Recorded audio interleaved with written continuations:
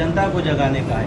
एक बार जनता अगर जाग जाएगी, हम ये नहीं कह रहे कि हमें दीजिए, हम कह रहे कि आप जागिए और अपने मुद्दों को पहचानिए। हम बिहारियों का मुद्दा रोजगार है, हम बिहारियों का मुद्दा शिक्षा है, हम बिहारियों का मुद्दा बढ़ता हुआ अपराध है।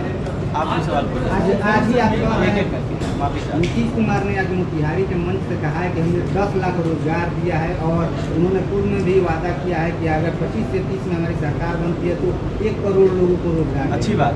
मैं आपसे ये जानना चाहता हूँ कि बिहार में 13 करोड़ या 14 करोड़ लोग रहते हैं। सरकारी आंकड़े के अनुसार 3% से ज़्यादा लोगों को सरकारी नौकरी नहीं मिल सकती है। 14 करोड़ को अगर 3% देखेंगे तो 42 लाख लोगों से ज़्यादा लोगों को नौकरी नहीं दी जा सकती है किसी भी रूप में। आप क्या कहना चाहते हैं? एक कॉलेज में 2 प्रिंसिपल रहेगा, आप क्या कहना चाहते हैं कि एक ट्रेन को 2 लोग मिलकर चलाएंगे? 42 लाख से ज़्यादा लोगों को सरकारी नौकरी नहीं दी जा सकती। इन्होंने 20 साल में कम से कम 42 लाख नौकरी दी होती तब हम मानते कि इनका विचार आगे है। आज भी बिहार में जो जॉब का रेशियो है वो 25 लाख है, वो 2% से भी कम है। 1.97% है जो इन लोगों ने 20 साल में नौकरियां दी हैं।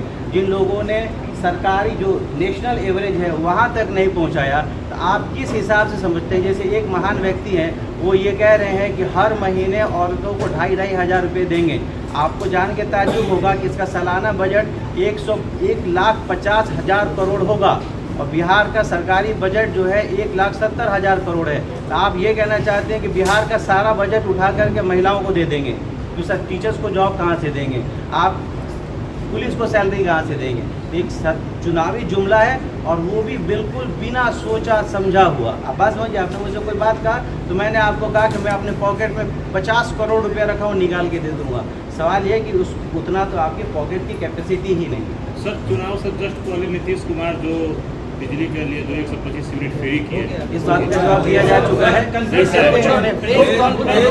जो बैठक है उसके बारे में बातचीत करते हैं, किस तरह के लोग आएंगे, किनको आने का आप आमंत्रण दे रहे हैं और कहाँ पे आना है? प्रेस कॉन्फ्रेंस में समाज के प्रबुद्ध व्यक्ति जो किसी भी धर्म, जाति, पार्टी, विचारधारा से संबंध रखते हैं, हमारा कहना ये है कि आप लोग से ये निवेदन नहीं है कि हमारी पार्टी को और हमारी विचारधारा से जुड़ जाइए, लेकिन आइए, पूछिए, देखिए कि अगर कोई नए लोग अगर आना चाहते हैं, अगर वो ये बात क्लेम करते हैं कि नई व्यवस्था बनाएं, तो उनसे सबसे पहले पूछना जरूरी है।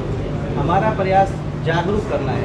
आपको मैं बताना चाहूँगा कि हमारी पार्टी से सिवान से 2.5 लाख से ज़्यादा लोग मिस कॉल के जरिए या किसी और रूप से जुड़े हुए हैं या फॉर्म भर के जुड़े हुए हैं। मैं आपको बताना चाहूँगा कि 7500 से ज़्यादा हमारे कार्यकर्ता हैं जो हमारी पार्टी से सिवान से जुड़े हुए हैं। ये उनका कार्यक्रम नहीं है, ये कार्यक्रम समाज के प्रबुद्ध वर्ग का है। उनसे रिक्वेस्ट है, उनसे करबद्ध प्रार्थना है, अगर अब नहीं जागिएगा तो बहुत मुश्किल आने वाला है। डॉक्टर साहब, आप लोग कहते हैं कि सत्ता परिवर्तन चाहती है बिहार की जनता, लेकिन क्या उस तरह के उम्मीदवार आप लोग दे पाएंगे दूसरे 43 सीटों पर? कहा और पहले भी हम लोग कहते आ रहे हैं कि बिना व्यवस्था परिवर्तन किए हुए सत्ता परिवर्तन करने का कोई अर्थ नहीं बनता है।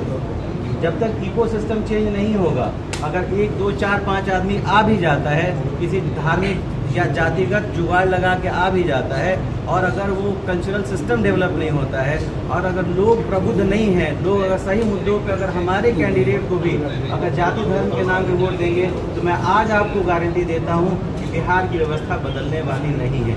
मैं आपसे ये कहना चाहता हूँ कि हमारा प्रयास सत्ता परिवर्तन नहीं है, हमारा प्रयास व्यवस्था परिवर्तन है। इस व्यवस्था परिवर्तन में हमें 2 साल लगे, 5 साल लगे, 10 साल लगे, हम लोग पीछे हटने वाले नहीं हैं। देश के प्रधानमंत्री बिहार पर निगाह बनाए हुए ताबड़तोड़ रैलियां हो रही हैं। क्या ये मान के चला जाए कि बिहार बदलाव यात्रा का असर दिखने लगा है, जन स्वराज का जनाधार बढ़ने लगा है, इसलिए वो लोग घबराए हुए हैं? देखिए, मैं आपको ये कहना चाहता हूँ कि प्रधानमंत्री जी इस देश के प्रधानमंत्री हैं, लेकिन उस राज्य के प्रधानमंत्री ज़्यादा जल्दी बन जाते हैं जहाँ चुनाव होने वाला हो। मैं ये चैलेंज के साथ कहता हूँ कि 11 साल में बिहार की प्रबुद्ध जनता ने या भोली भाली जनता ने यहाँ से 40 MLA MP भेजे, 38 MP भेजे, लेकिन अगर प्रधानमंत्री जी ने बिहार का विकास हो पाए, यहाँ रोजगार लग पाए, कोई नॉलेज पार्क बन जाए, इसके लिए एक दिन भी अगर कोई मीटिंग की हो तो उसकी सूचना हमें आप दीजिए। लेकिन ये बात तय है कि 11 साल में यहाँ 3 बार चुनाव हुए हैं, विधानसभा और लोकसभा के। प्रधानमंत्री जब जहाँ भी बिहार, जहाँ भी देश में चुनाव होता है वहाँ रैलियां करते हैं, और इन लोगों के आने जाने से ज़्यादा इम्पोर्टेंट है लोग इस बात को समझने लगे हैं कि उनकी जातिगत पहचान हमेशा रहेगी, उनकी जो धार्मिक आस्था है उसका हमेशा सम्मान रहेगा। भारत शुरू से ही आध्यात्म का देश रहा है। हमारा जो अध्यात्म जो हमारे धर्म के साथ आया है उसने हमें गाइड किया है, वो हमारे साथ रहेगा। लेकिन आज का ज्वलंत मुद्दा जो हमारे राज्य के बच्चों का है वो शिक्षा है, स्वास्थ्य है, रोजगार है। सर, प्रबुद्ध जनों की जो बैठक होगी कहाँ पे होगी, क्या होगा, उसका समय टाइम क्या होगा? ये 20 जुलाई दिन रविवार को संध्या 7:30 बजे से होटल रॉयल पार्क जो बिंदुसार बुजुर्ग में मौजूद है वहाँ पे होगी। इसमें शहर के सारे प्रबुद्धजन आमंत्रित हैं। आप आएँ और हमसे सवाल पूछें कि हमारा क्या विज़न है। डॉक्टर साहब, एक सिंपल सा सवाल ये है कि प्रबुद्धजनों की आप ये बैठक कर रहे हैं, आपने जो मुद्दा रखा है शिक्षा है, पलायन है और रोजगार है, इन तीन चीज़ों से सबसे ज़्यादा अगर कोई जुड़े हैं तो वो युवा वर्ग है। प्रबुद्धजनों को, पॉलिटिशियन को, आम क्या फायदा उनको बुलाया जाता है, इन चीज़ों से झेल रहे हैं। आप समझिए, मैं आपके चैनल के माध्यम से लोगों को बताना चाहता हूँ कि हमारे विचारधारा से सबसे ज़्यादा युवा ही जुड़े हुए हैं। मेरे एक दोस्त हैं, कल उनसे फ़ोन पे बात हो रही थी, उनके लड़के का इस साल MBBS में सिलेक्शन हुआ है, तो वो लड़का कह रहा था कि मैं तो बिहार का मुख्यमंत्री बनना चाहता हूँ और मैं राजनीति में जाना चाहता हूँ। आप यकीन जानिए किसी भी देश में और बिहार में ख़ास तौर पे बिहार में आपको बताना चाहूँगा कि जो एवरेज एज है वो 22 साल है। कुछ लोग 80 साल के भी होंगे, कुछ 15 साल के भी होंगे, लेकिन जो डेमोग्राफिक हमें डिविडेंड मिलने वाला है वो सबसे ज़्यादा देश में बिहार में मिलने वाला है। और हम ये बिल्कुल आशा रखते हैं जी, वैसे युवाओं के साथ स्टेज शेयर और अपने कार्यक्रम को शेयर नहीं करते हैं, जो लोग आज भी बेरोजगार हैं, जो पलायन कर रहे हैं, वैसे लोगों के साथ करनी चाहिए ताकि इसका इफेक्ट ज़्यादा पड़े। आपको मैं बताना चाहूँगा कि ये प्रयास हमारा जो चला है ये 2 अक्टूबर 2023 से जो चल रहा है, 50,000 गाँवों में जहाँ हम लोग गए हैं और हमारे साथी गए हैं और श्री प्रशांत किशोर जी खुद बजाबते गए हैं, तो सबसे ज़्यादा युवाओं से मिले।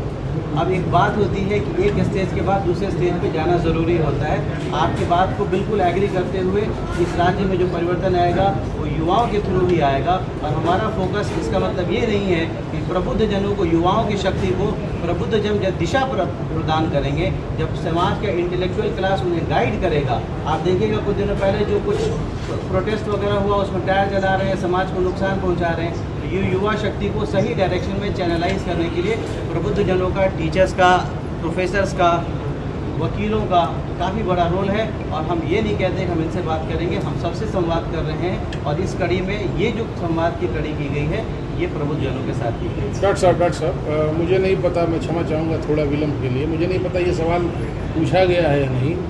आम तौर पर एक धारणा है कि प्रबुद्धजन जिनके लिए मीटिंग होगी आगामी 20 तारीख को, प्रबुद्धजन वोट करने में थोड़ी कंजूसी करते हैं और आप उन्हीं की मीटिंग करवा रहे हैं। बिल्कुल, आपके आने के पहले इस बात का जवाब मैंने दिया था और मैंने कहा था कि प्रबुद्ध जन वो लोग हैं जो किसी भी समाज की दिशा को और दशा को, उसके थॉट प्रोसेस को अफेक्ट करते हैं।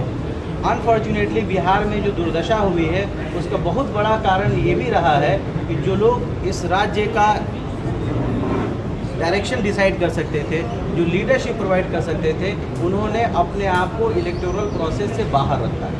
वो चुनाव में पार्टिसिपेट उन्होंने नहीं किया है। लेकिन एक बात जानिए कि अब पूरा का पूरा समाज जागृत हो चुका है और डेफिनेटली हम ये उम्मीद करते हैं कि प्रबुद्ध जन सिर्फ यहाँ नहीं आएंगे बल्कि जो चुनाव की जो क्या कहते हैं उसे सर, जो बैलेट बॉक्स है वहाँ तक जाएंगे। और उनसे ये रिक्वेस्ट है, इस कार्यक्रम को करने का सबसे बड़ा मकसद यही है कि जो प्रबुद्ध लोग हैं युवाओं का नेतृत्व करें, उनको मार्गदर्शन प्रोवाइड करें ताकि हम समाज में परिवर्तन ला सकें। हमारे बीच अध्यक्ष महोदय हैं, हमारे साथी सीनियर साथी कृष्ण जी हैं। मैं चाहूँगा कि आप उनसे भी ये कि समाज को दशा और दिशा देने में महत्वपूर्ण। आप लोगों को पता होना चाहिए कि एक पत्रकार, लोग साधारण भाषा में मामूली पत्रकार होते हैं, जबकि पत्रकार से ज़्यादा बुद्धिजीवी कोई होता नहीं। एक पत्रकार अमेरिका की सत्ता को पदच्युत कर देता है, वहाँ के राष्ट्रपति की सत्ता को पदच्युत कर देता है। तो आप समझ लें, जो प्रबुद्ध होगा वही प्रबुद्ध के बातों को समझेगा। प्रशांत जी खुद प्रबुद्ध हैं, इसलिए वो प्रबुद्धों से राय लेना चाहते हैं कि जिस समाज में प्रबुद्ध जन की राय को लेकर अगर कोई काम किया जाता है वह काम सफल होता है। अभी एक बात आया था कि प्रबुद्ध जन मतदान देने नहीं जाते, इस बात को मैं नहीं मानता। एक भी प्रबुद्ध जिसको आप प्रबुद्ध कहेंगे, अब कहने के लिए किसी को आप प्रबुद्ध कह दें ये अलग बात है, लेकिन आप एक भी प्रबुद्ध को जो वास्तव में प्रबुद्ध है वह मतदान अपना ही नहीं देता, लोगों को प्रेरित नहीं करता। और उनका एक प्रबुद्ध जो होता है वह हजारों व्यक्ति को प्रभावित करता है। प्रशांत जी का पूरी कोशिश ये है कि उनसे हम सीखें। ऐसा नहीं कि प्रशांत जी बुला रहे हैं सिखाने के लिए, प्रशांत जी सिवान के जो प्रबुद्ध लोगों को बुला रहे हैं सिखाने के लिए नहीं बुला, सीखने के लिए। मीडिया साथियों को मैं जन स्वराज परिवार की ओर से तहे दिल से धन्यवाद करता हूं कि आप सही लोग, सही सोच और सामूहिक प्रयास की कड़ी में अपने सहयोग करके माननीय प्रशांत किशोर जी के विचारों को आम जनमानस तक पहुंचाने में जो मदद किया, इसके लिए मैं आप सभी लोगों को तहे दिल से धन्यवाद करता हूं। आज के प्रेस कॉन्फ्रेंस का हमारा जो मुख्य उद्देश्य है, बहुत सारे बिंदुओं पर, बहुत सारे सवालों पर माननीय डॉक्टर शाहनवाज आलम साहब ने बताया और बहुत ही बारीकी से बताने का प्रयास किया, बताया भी। मेरा कहना है कि हम लोग बहुत पहले पढ़े थे कि स्वयं न हो ज्योतिर्मय चिंतन, उसे शास्त्र क्या देंगे ज्ञान, अंध सुर कैसे देखेगा निज मुख दर्पण में छविमान। यानी अंधे के सामने अगर खूबसूरत आईना रख दें तो अपने मुखाकृति को नहीं देख पाता है। उसी प्रकार अगर बुद्धिमान लोगों के सामने अगर कोई बात अच्छी नहीं आए तो उससे कोई काम बनने वाला नहीं। तो इसलिए माननीय प्रशांत किशोर जी का मानना है कि जो समाज के अग्रहरी हैं, जो अगुआ हैं, जो समाज को की दिशा और दशा को तय करने वाले हैं, उनसे हम कुछ सीखें और उनसे सीख करके समाज में आम जनमानस को बताएं, ताकि कैसे चेतना जगेगी और जैसे समाज में जब चेतना जगेगी तो समाज में परिवर्तन होगा। चाहे सत्ता किसी की हो, व्यवस्था परिवर्तन हो जाएगा, लोग जागरूक हो जाएंगे, अपने मतदान का वैल्यू समझ जाएंगे, तब उसे जाकर के समाज का कल्याण होगा।